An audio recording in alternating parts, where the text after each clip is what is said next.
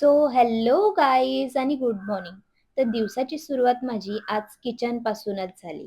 पहिले पाणी पीत बसले होते तेवढ्यात मम्मीने सांगितलं की सगळे भाजीपाला कापून घे. मम्मीला बोलले खूपच भूक लागली, काहीतरी खायला दे. त्यानंतर सगळा भाजीपाला कापून पटापट फोडणीला घातला आणि काही भाज्या रेडी झाल्या होत्या. तर आता या मागच्या व्हिडिओमध्ये तुम्ही बघितला असेल हा टमाटा छोटूसा, तर तो आज मी या भाज्यांमध्ये यूज करणार आहे. त्यानंतर कारल्याची भाजी फोडणीला घातली आणि पुऱ्या बनवल्या. तर मी तुम्हाला सांगते हा स्वयंपाक कशासाठी चालू होता. तर सगळ्यांनाच माहिती आहे हा महिना पितृपक्षाचा असतो. तर चला मी तुम्हाला दाखवते आम्ही काय काय बनवलंय. पहिले तर प्लेटमध्ये पुरी टाकून घेतली, त्यानंतर आळू वडी, भजी आणि कारल्याची भाजी सुद्धा. मग मेथीची भाजी, भोपळ्याची भाजी, त्यासोबत गवाराची शेंग सुद्धा. तर असं काही आमचे प्लेट्स रेडी झाल्या होत्या.